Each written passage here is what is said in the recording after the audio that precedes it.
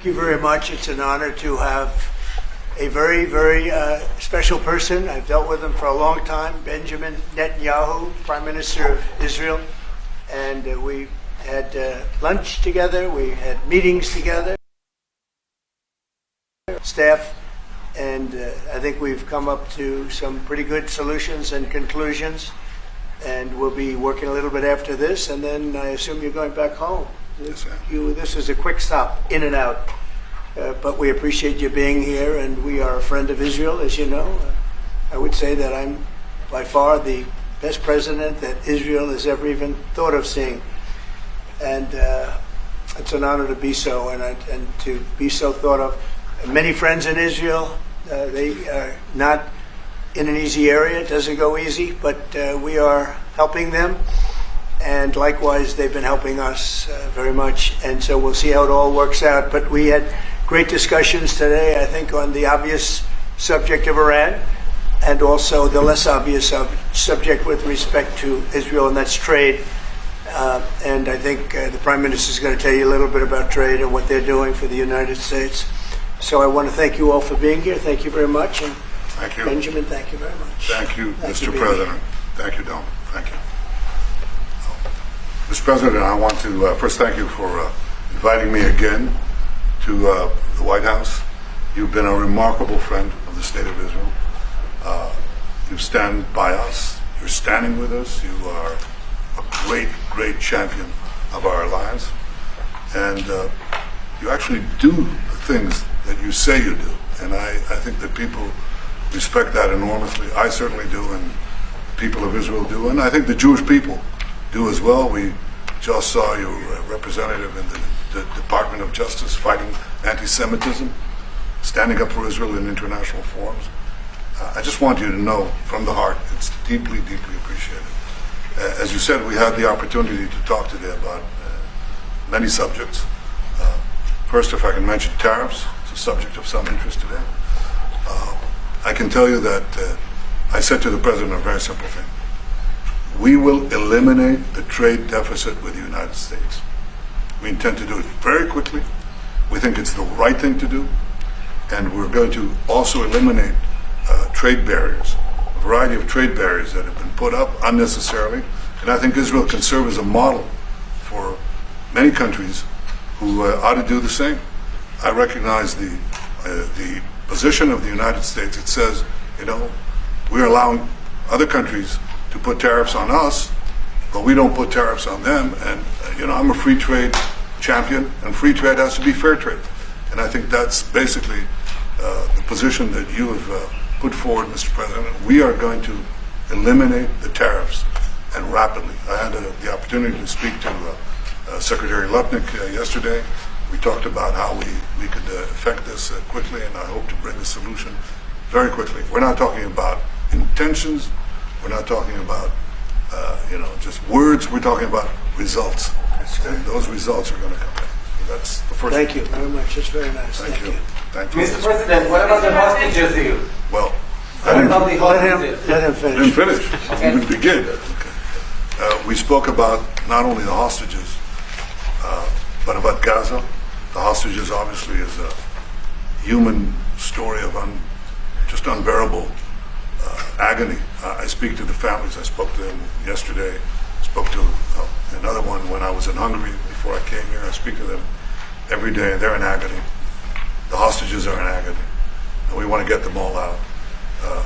Steve Witkoff, who was President Trump's very able representative, helped us get a deal that got 25 out. We're working now on another deal that we hope will succeed. And we're committed to getting all the hostages out, but also eliminating the evil tyranny of Hamas in Gaza, and enabling the people of Gaza to freely make a choice to go wherever they want. I mean, they should have that choice. And the President put forward a vision, a bold vision, which we discussed as well, including the countries that might be amenable and are amenable to accepting Palestinians of their free choice if they choose to go there. And I think that's the second thing that we discussed. But the hostages came right on top. We also discussed the situation in Syria. we've had neighborly relations with Turkey that have deteriorated, and we don't want to see Syria being used by anyone, including Turkey, as a base for attack in Israel. Turkey is a country that has a great relationship with the United States. The president has a relationship with the leader of Turkey. We discussed how we can avoid this conflict in a variety of ways, and I think we can't have a better interlocutor than the President of the United States for this purpose. And of course, we also discussed Iran. Look, we're both united in the goal that Iran does not ever get nuclear weapons. If it can be done diplomatically in a full way, the way it was done in Libya, I think that would be a good thing. But whatever happens, we have to make sure that Iran does not have nuclear weapons. That's the end of my speech. Mr. President, many Israelis want to know what is your specific we're having plan to direct getting all talks the with. hostages Wait a out? minute. Wait. We're having direct talks with Iran, and they've started. It'll go on Saturday. We have a very big meeting, and we'll see what can happen. And I think everybody agrees that doing a deal would be preferable to doing the obvious. And the obvious is not something that I want to be involved with, or frankly, that Israel wants to be involved with if they can avoid it. So we're going to see if we can avoid it. But it's getting to be very dangerous territory. And hopefully those talks will be successful. And I think it would be in Iran's best interest if they are successful. We hope that's going to happen. And we had just a lot of good talks on a lot of things. I appreciate very much what you said about the tariffs. We've been ripped off and taken advantage of by many countries over the years, and can't do it anymore. We just can't do it anymore. We can't be the stupid people anymore. And it's all because of the people that sat in the seat right here. Not your seat, but this seat. They allowed things to happen to our country that they shouldn't have allowed to happen on trade and other things, many other things. I mean, look at what's happened with our last president, where he allowed millions of people to come into our country with an open border. Who would want an open border? How stupid is that? But he allowed millions and millions of people, and of the millions, and I think it was 21 million people, but let's say 3 of them were serious criminals, serious murderers and drug dealers and gang members and people from jails. All the jails emptied out right into our country, right along the open border on Mexico, generally the Mexico open. They came in from Canada too, by the way, a lot. But generally speaking, on the southern border. And what a shame it is that we are now working very hard to get them out, get the criminals out, get the murderers out, the drug dealers, the mentally insane, get them out. They dropped the mentally insane in our country too. And this was all done by the Biden administration. It's a disgrace that we have to work so hard. And then we have judges that try and protect these people. But they didn't protect us when the people were being let in. But to get them out is never easy with these people. So I think we're doing a great job. The border is the best it's ever been. It's even as strong as it was. I had a great, solid border. I think it might even be tougher right now and stronger. So people are coming into our country, but they're coming in legally. We have a legal process, and we have that moving along properly, because we need people to come into our country. But we want people that can love our country and cherish our country. So that's where we are. And with that, any questions? And would you be open to a pause in tariffs to allow for negotiations? Well, we're not looking at that. We have many countries that are coming to negotiate deals with us, and they're going to be fair deals. And in certain cases, they're going to be paying substantial tariffs. There'll be fair deals. As you know, I spoke this morning with the Prime Minister of Japan, and we had a very good conversation. They're coming. And I said, one thing, you're going to have to open up your country, because we sold no cars, like 0 cars in Japan, and they sold millions of cars into our country. They don't really take our agriculture, a little bit of it just to keep us slightly happy, but they don't take what they're supposed to be taking. So we have a great relationship with Japan. We're going to keep it that way, but they're coming in to meet, and other countries are coming in. With China, as you know, against my statement, they put a 34% tariff on above what their ridiculous tariffs were already. And I said, if that tariff isn't removed by tomorrow at 12 o'clock, we're putting a 50% tariff on above the tariffs that we put on. So they've gone for years. They've become a rich country because of people, again, that were in the White House that allowed this to happen. Hundreds of billions of dollars a year they'd make on us on trade, and it shouldn't be that way. And I have a great relationship with President Xi. I hope it's going to stay that way. I have great respect for China, but they can't do this with just, we're going to have one shot at this, and no other president's going to do this, what I'm doing. And I'll tell you what, it's an honor to do it because we have been just destroyed, what they've done to our system. You know, we have $36 trillion of debt for a reason. And the reason is that people allowed it to get that way. So we'll be talking to China. We'll be talking to a lot of different countries. And I think, you know, if we can make a really fair deal and a good deal for the United States, not a good deal for others. This is America first. It's now America first.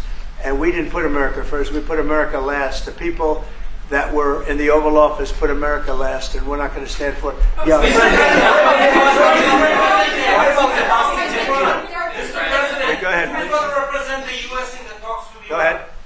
Two questions. Do you expect any of these deals to be made before April 9th? And secondly, there have been some mixed messages from your administration.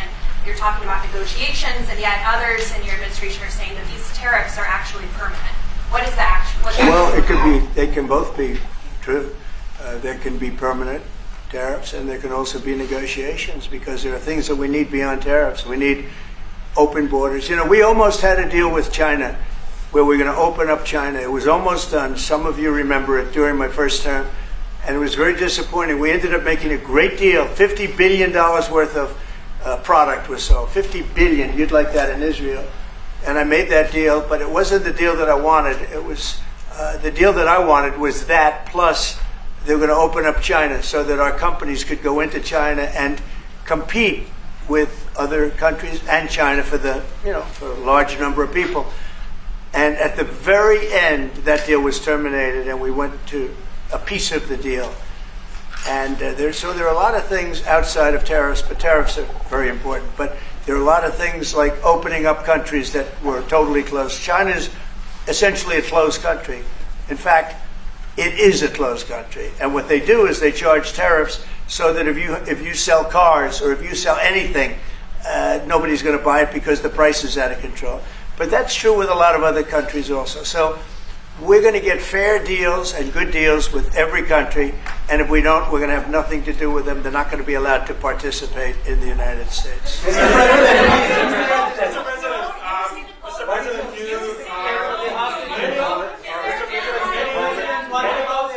Hold it. Just relax. We have time. This gentleman is all day long. Mr. President, many of thank you. Go ahead.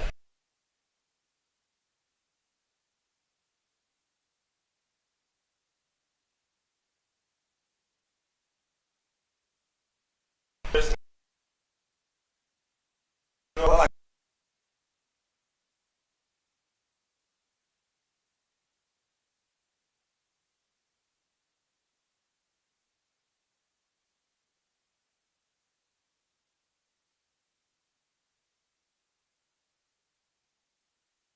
maybe talk about it for a second because a lot of people are asking. The Houthis, we've been very tough and very successful militarily.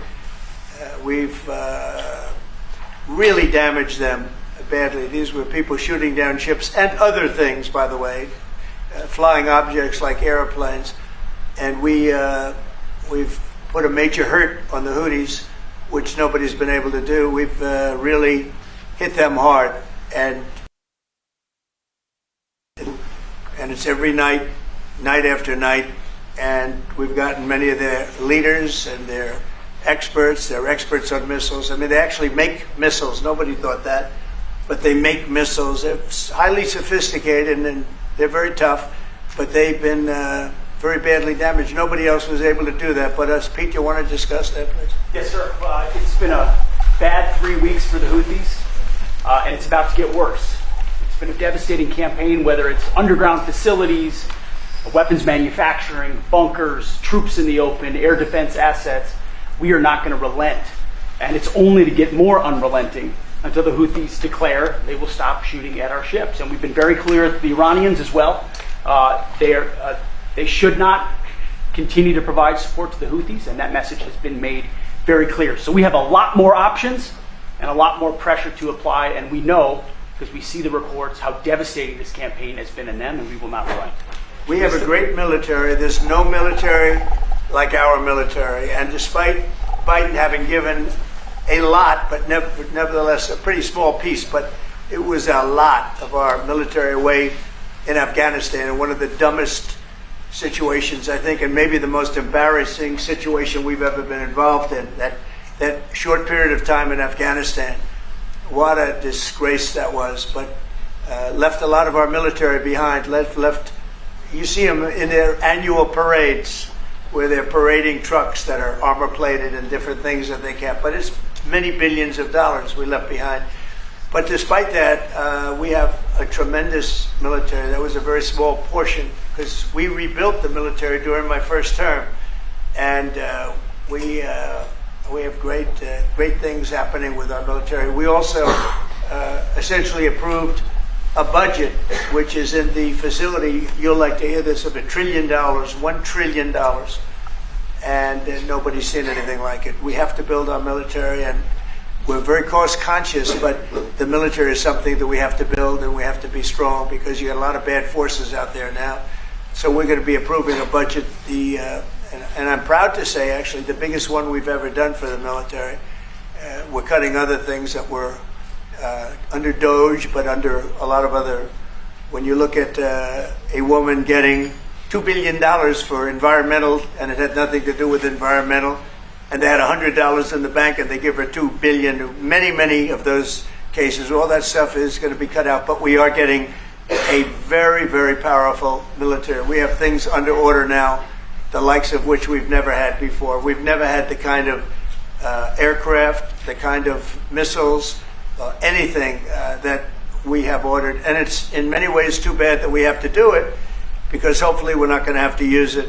But the military is very, very powerful, and it's going to remain that way. How do you,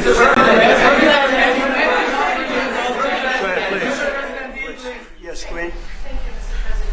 I want to ask you about Iran, because this is the first time we hear that the U.S. is having a direct contact with the Iranians.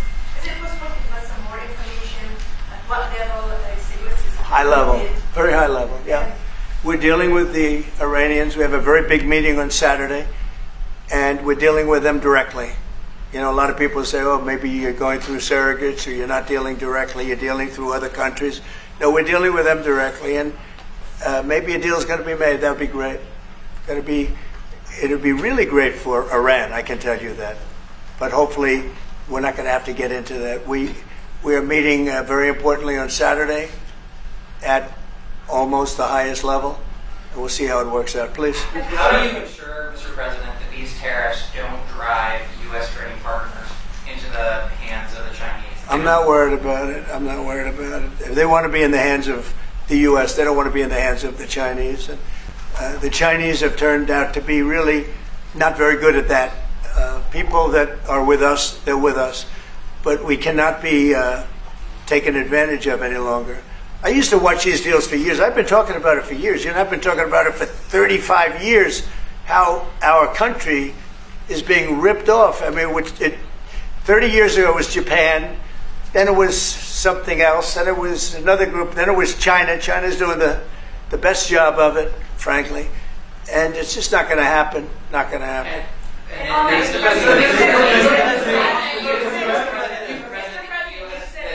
EU has said that they have offered 0 for 0 tariffs on cars and industrial goods. Is that not enough? Well, the EU, no, it's not. The EU has been very tough over the years. I always say it was formed to really do damage to the United States in trade. That's the reason it was formed. It was formed with all of the countries from Europe, I guess most of them, not all of them, but most of them. And they formed together to create a little bit of a monopoly situation, to create a unified force against the United States for trade. So they have NATO, which is largely the same countries, and they took advantage of us dollar-wise and militarily until I got there. You know, I was able to get $600 billion from NATO, where they paid NATO because most of these nations weren't even paying. We were paying for NATO, so we're paying them to guard them militarily, and they're screwing us on trade. So that's not a good combination. So now it's really turned around. It's the opposite, and the European Union's been very bad to us. They don't take our cars, like Japan in that sense. They don't take our agricultural product. They don't take anything practically. And yet they send millions of cars in a year, Mercedes-Benz, Volkswagen, BMWs. They're sending millions and millions of cars into the U.S., but we don't have a car that's been sold to the European Union or other places, but let's go for the European Union. And it's not going to be that way. It's got to be fair and reciprocal. It's got to be fair. It's not fair. We have a deficit with the European Union of $350 billion. And it's going to disappear fast. And one of the reasons and one of the ways that that can disappear easily and quickly is they're going to have to buy our energy from us because they need it. They're going to have to buy it from us. They can buy it. We can knock off $350 billion in 1 week. They have to buy and commit to buy a like amount of energy. And we have that. You know, we have more energy than any country in the world. I don't know if you know that. He knows everything, but the one thing he may not know, we have more energy than any country in the world. We have more of every kind of energy, every form of energy, from oil and gas to coal. And people talk about, I call it beautiful, clean coal. As you know, Germany is opening up a coal plant a week. They tried the windmills and it didn't work. They tried all the other solutions and they were ready to go out of business. Now they're doing a coal plant a week. China is now up to 2 coal plants. They're opening 2 major coal plants every single week in China, all over China. And then we're not allowed to use coal. Well, we have clean, beautiful coal more than anybody else. We have oil and gas more than anybody else. We have the most energy of any country in the world, including Saudi Arabia, including everybody, by a lot. And I took it to number 1. We were number 3, and I took it to number 1 during my administration. And the reason that we were hurt so badly and the reason that we went into such incredible inflation during Biden is energy. It was also their bad spending, but energy, because they played around with this incredible thing that we had built, this administration had built, and the energy costs went through the roof. And when that went up, everything else followed. Now, if you look at what's happening, you're going to see this today. I said we're going to try and get groceries down, right? An old-fashioned term, but a beautiful term. Eggs. So when I got in, the press went absolutely crazy the first week. They said, eggs have quadrupled in price. I said, I just got here. Tell me about it. And Brooke Rollins and our team did a great job, and eggs are down now 79%, and they're all over the place. And this was a problem that somebody else would have taken a long time to cure. We have energy is down. We have interest rates are down. We have groceries, meaning food is down. We have everything is down at levels that nobody ever thought possible. Energy looks like it's going to be in the $2.50 a gallon range and maybe below that for a car. So for gasoline. So we're really doing amazing. I mean, we're cutting prices because prices got so high, people couldn't live. I mean, the prices for groceries, the prices for standard groceries, standard things were going through the roof. They couldn't live. And now those prices are coming down. So call them groceries, but that's down, energy's down, and interest rates are down. Everything's down. And the interest rates, the beauty there is when we refinance debt, you know, debt's become such a big factor in this country. We're going to start paying debt off with tariffs and other things. But it's such a big factor because the interest rate's so high. Well, now that's coming way down. So our budget's going to look a lot better because interest costs are way down. And I guess I've done that. Okay. Many Israelis are watching you now on live show. Good. What is your specific I hope they like way me. of getting the hostages out from the horrific captivity? Yeah, we are trying very hard to get the hostages out. We're looking at another ceasefire. We'll see what happens. But we want to get the hostages out. The Israeli people want the hostages out more than anything. They want the hostages out. This man is working very hard with us to do that. I mean, I don't know. I hope he's being appreciated because he's been a great leader. He's working very, very hard on the hostages and many other things. And there are plenty of things you have to work on. It's a tough place in the world, isn't I it? have a good partner. Yeah, you do have a good partner, and so do we. We're working very hard on the hostages. If you're going to negotiate a new deal with Iran, can you elaborate how it's going to be more effective than the JCPOA? Well, I can't really say that, but I think it'll be different and maybe a lot stronger. But they were so happy when we made that first deal because we did get a lot out. You know, I had people right in this office, this beautiful Oval Office. They came in, 10 people, hostages, you know that.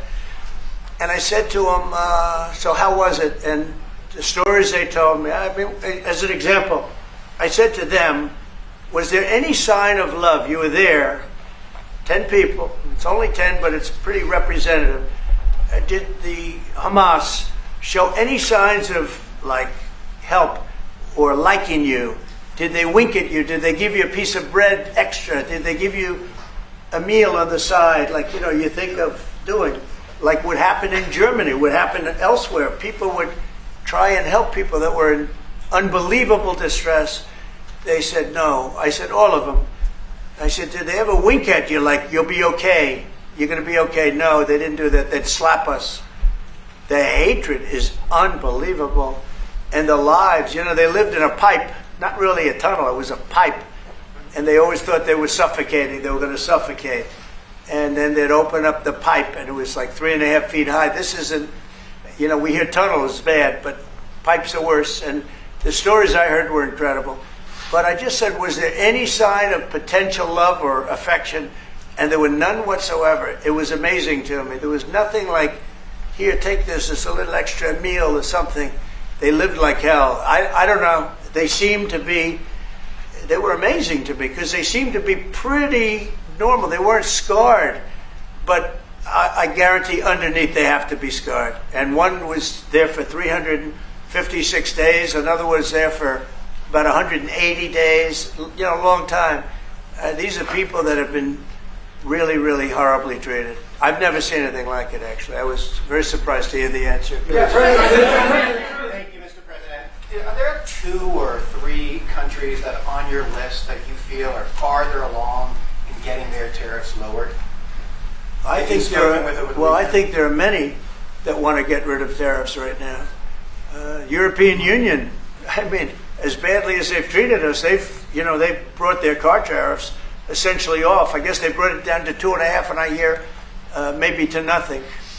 But it's not only tariffs, it's non-monetary tariffs. It's tariffs where they put things on that make it impossible for you to sell a car. It's not a money thing. They make it so difficult, the standards and the tests. They drop a bowling ball on the top of your car from 20 feet up in the air, and if there's a little dent, they say, no, I'm sorry, your car doesn't qualify. When the same car from Germany or anything would dent likewise, unless you can have an army tank, it's going to dent. So they come up with rules and regulations that are just designed for one reason, that you can't sell your product in those countries, and we're not going to let that happen. Those are called non-monetary barriers. They make barriers that are so tough that it's impossible to qualify.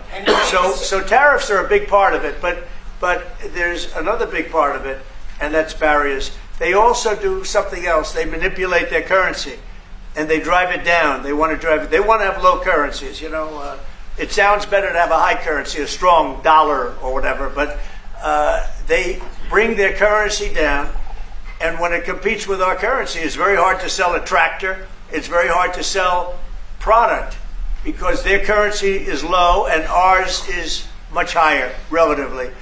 And so it makes it very hard. I speak to a lot of companies that do business, tractor companies, and they say it's so hard to sell because what they've done is they've lowered the yen or they've lowered the yuan or they've lowered their currency so that it's very hard to compete.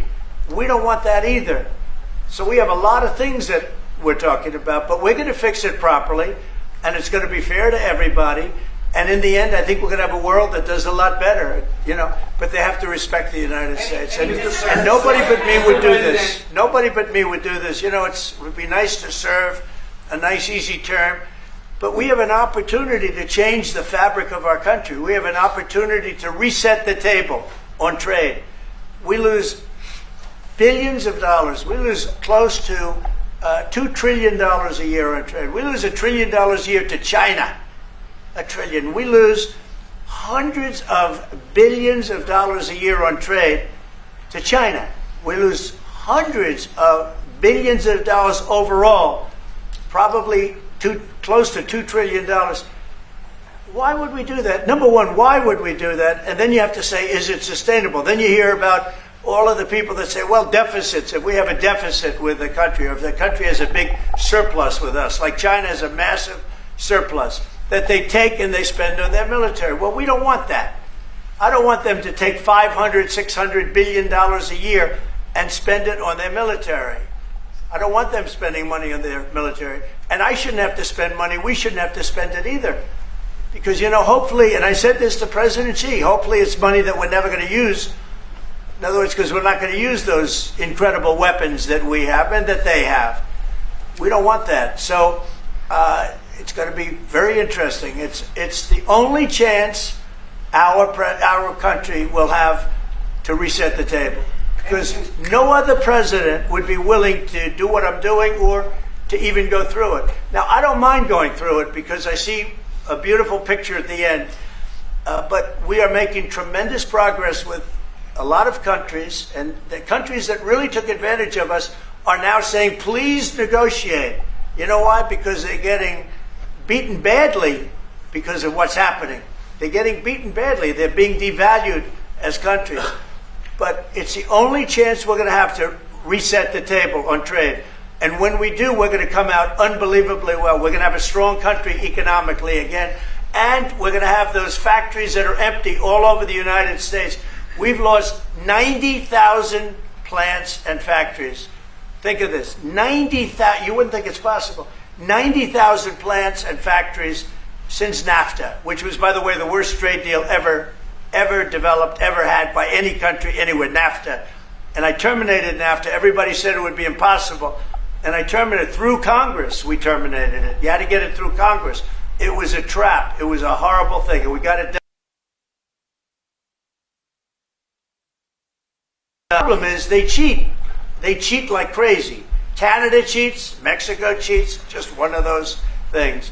But we are resetting a table, and we're going to have great trade, and we're going to have a very strong country. Our country is going to be at a level that has maybe never been, or maybe, our country was the strongest, believe it or not, from 1870 to 1913. You know why? It was all tariff-based. We had no income tax. Then in 1913, some genius came up with the idea of let's charge the people of our country, not foreign countries that are ripping off our country. And the country was never that kind of wealth. We had so much wealth, we didn't know what to do with our money. We had meetings, we had committees, and these committees worked tirelessly to study one subject. We have so much money. What are we going to do with it? Who are we going to give it to? And I hope we're going to be in that position again. Mr. President, do you plan to reduce the tariffs that your government put on Israeli goods, 70%? On where? On Israeli goods, the 70%. Do you plan Well, to we're reduce talking about a whole new trade. Maybe not. Maybe not. Don't forget, we help Israel a lot. We give Israel $4 billion a year. That's a lot. Congratulations, by the way. That's pretty good. But we give Israel billions of dollars a year. Billions. It's one of the highest of, and we give a lot of countries money. You wouldn't believe it if I said we give Afghanistan a lot of money. Do you? Because that was a Biden deal, another Biden deal. Not only did he embarrass us with that, but they give them billions of dollars, Afghanistan, right? So, but no, we take good care of our friends, and we don't take care of our enemies. We're not taking care of our enemies anymore, but we do take care of our friends. The IDF is fighting again in the Gaza Strip. I myself might be called up in a month. Do Do you think that's the way to pressure Hamas to get to a deal? And do you think blocking humanitarian aid is also an effective pressure tactic? Well, you know how I feel about the Gaza Strip. I think it's an incredible piece of important real estate, and I think it's something that we would be involved in, but having a peace force like the United States there, controlling and owning the Gaza Strip would be a good thing. Because right now, all it is for years and years, all I hear about is killing and Hamas and problems. And if you take the people, the Palestinians, and move them around to different countries, and you have plenty of countries that will do that, and you really have a freedom zone. You call it the freedom zone, a free zone, a zone where people aren't going to be killed every day. That's a hell of a place. It's you know what I call it, a great location that nobody wants to live in, because they really don't. And when they have good living, real living, where Hamas and all of the problems they have, the level of death on the Gaza Strip is just incredible. And I've said it. I don't understand why Israel ever gave it up. Israel owned it. It wasn't this man, so I can say it. He wouldn't have given it up. I know him very well. There's no way. They took oceanfront property and they gave it to people for peace. How did that work out? Not good. Is the immigration, sorry, Mr. President, is the immigration Which immigration? from Gaza? From Gaza. Yeah, free All it is a concept that I had that I think is good, and now people are copying it. Maybe do you want to tell? People are talking about the Trump plan. Gee, why don't we do that? Would you like to answer that question? I think what the president talked about is, first of all, to give people a choice. Gazans were closed in. And any other place, including in arenas of battle, I mean, whether it's Ukraine or Syria or any other place, people could leave. Gaza was the only place where they locked them in. We didn't lock them in. They're locked in. And what is wrong with giving people a choice? Now, we've been talking, including over lunch, about some countries, I won't go into them right now, that are saying, if Gazans want to leave, we want to take them in. And I think this is the right thing to do. If you give, it's going to take years to rebuild Gaza. In the meantime, people can have an option. The president has a vision. Countries are responding to that vision. We're working on it. I hope we'll have good news for you. I will say, people really do love that vision. It's a long-term vision, but so importantly is to have that be a safe field, because you're right smack in the middle of the Middle East. You're right along Israel. It should have never, ever been given away. It shouldn't have been given away by Israel. I don't know why they did it. I mean, I do know why, because they were promised peace, but that didn't work out too well, because it's one of the most dangerous pieces of land anywhere in the world. Gaza is one of the most dangerous places in the world. So they gave it away for a good intention, and it didn't work out that way. And a lot of people like my concept, but there are other concepts that I like too. And there are some concepts I don't like. You know what I don't like? The way it is now. Because right now it's a dangerous death trap, Gaza. Yeah. Thank you, sir. Can you talk a little bit about your potential meeting with Vladimir Putin? Do you still plan to meet with him? Could that happen in Saudi Arabia? And maybe you could elaborate as well a little bit on not providing tariffs on Russia, sir. So the reason we're not talking about tariffs with Russia is because we're not doing business essentially with Russia, because they're in a war. And I'm not happy about what's going on with the bombing, because they're bombing like crazy right now. They're bombing. I don't know what's happening there. That's not a good situation. So we're meeting with Russia. We're meeting with Ukraine. And we're getting sort of close. But I'm not happy with all the bombing that's going on in the last week or so. Horrible. It's a horrible thing. It's a horrible thing. Can countries negotiate to get below 10%? In terms of tariffs? Yes. Look, we've been ripped off and taken advantage of for 40, 50, 60 years.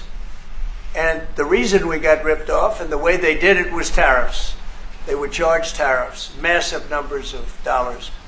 And when you look at China, when I took over, it was at $507 billion they were making. I call it making. A lot of people say, oh, it doesn't mean anything, having a surplus. It means a lot, in my opinion. It's almost like a profit or loss statement. And when I took over, it was $507 billion that China, with this is originally, first term, and we were very, very tough on them because they were taking that money and they were building a military with it. Then when Biden came in, he let them get away with murder. He had no idea. I'll tell you what, that man had no idea what was happening, whether it was the border or China or anything else. He had no idea what was going on.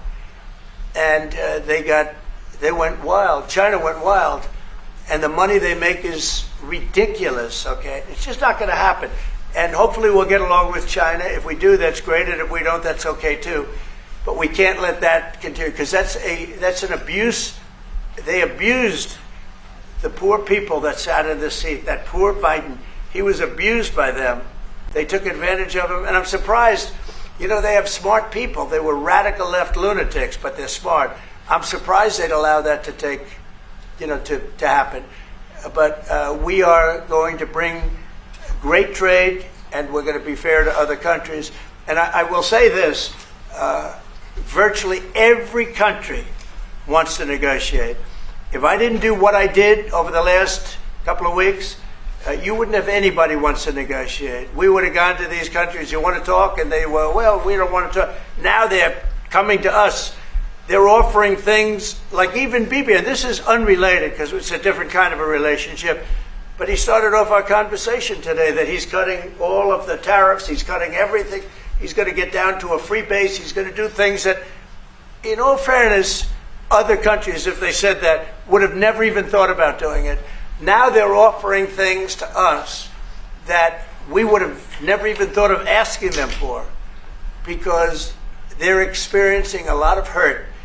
And the hurt is that they've taken advantage of us and we finally fought back.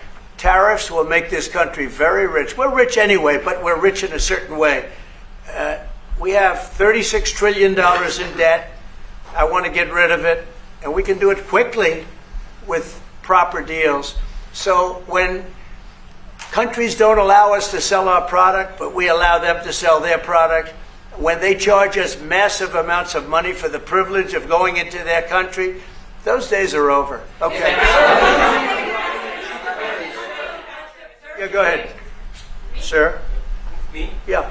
He sounds so Thank surprised. you, Mr. President. On Iran, two questions, please. First, you can give us more details about where the meeting on Saturday is going to I be. can't tell you that. I can just tell you there's a major meeting going on between us and Iran, and that'll take place on Saturday, and it's at top level. And second question about this.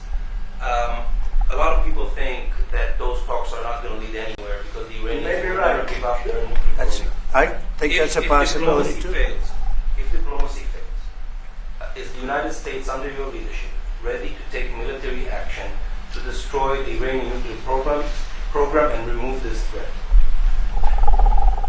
I think if the talks aren't successful with Iran, I think Iran is going to be in great danger. And I hate to say it, great danger, because they can't have a nuclear weapon. So is that a yes? You know, it's not a complicated formula. Iran cannot have a nuclear weapon. That's all there is. So is Can't the have US it. ready? Right now we have Military countries action? that have nuclear power that shouldn't have it, but I'm sure we'll be able to negotiate out of that too as part of this later on down the line. But Iran cannot have a nuclear weapon.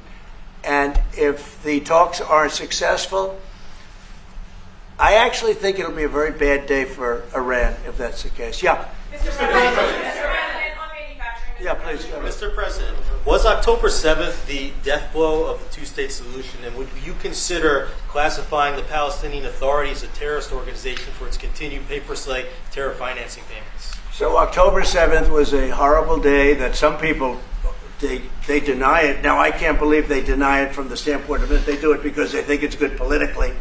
But October, I've seen the tapes. I've seen things that you don't want to see. October 7th was a horrible day, and it will go down as one of the really bad days in the history of the world. It was a horrible, horrible thing that happened. And they grabbed some of these people. I'll give you an example.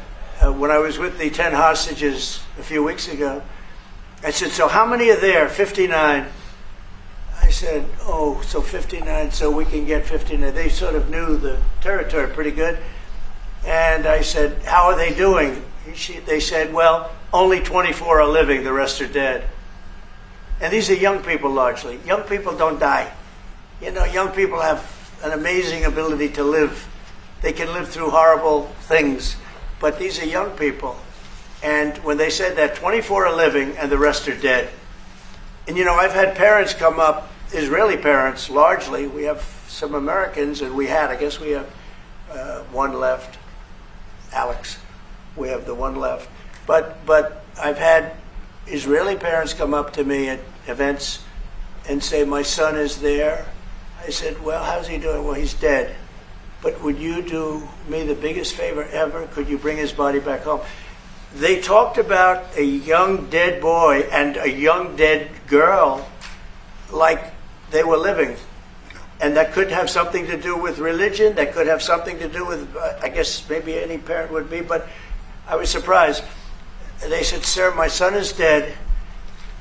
It is just as important to bring that body back home. I asked that question as if he were alive. So you have a lot of them dead, and we'll be able to bring them back. But it's a horrible thing that's happened. These are largely young people. Some old ones too, frankly.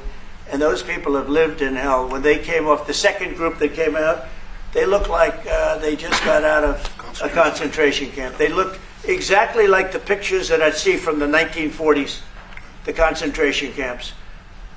And then they got a little bit better, you know. But that second group, those people came out, and I said, this is unbelievable. We're going back into a chapter in history that is one of the worst ever. It's really very bad. Okay? Mr. President, you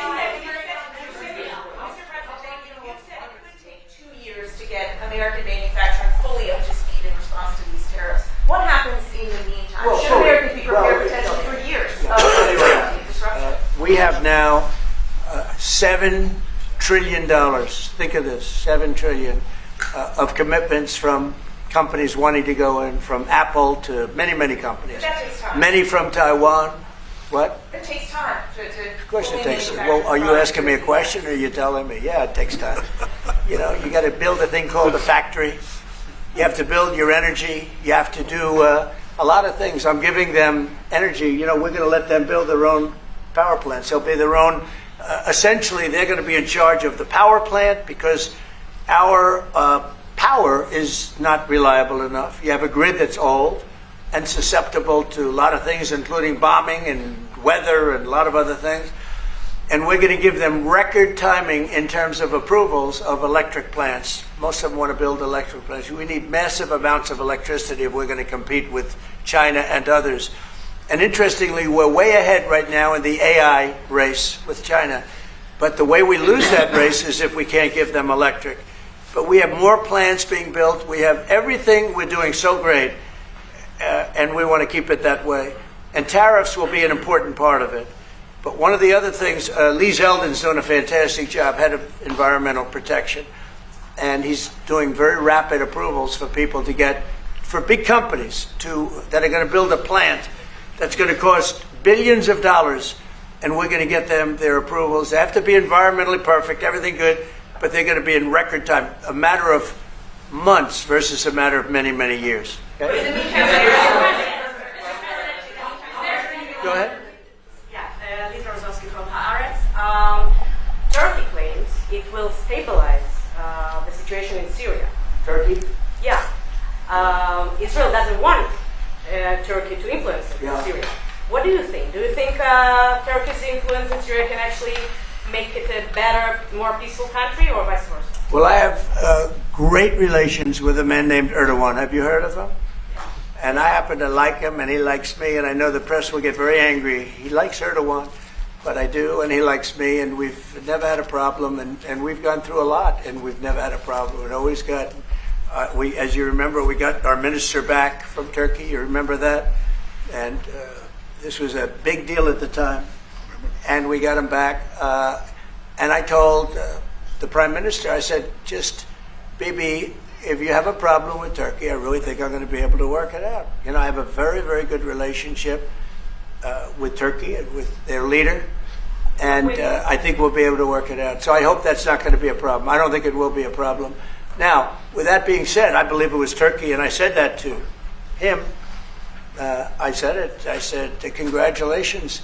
You've done what nobody's been able to do in 2,000 years. You've taken over Syria with different names, but same thing. I said, you've taken it over. He's taken it over through surrogates. He goes, no, it was not me. I said, it was you.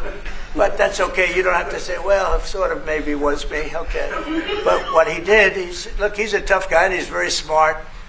And he did something that nobody was able to do. You know, you got to hand it to him.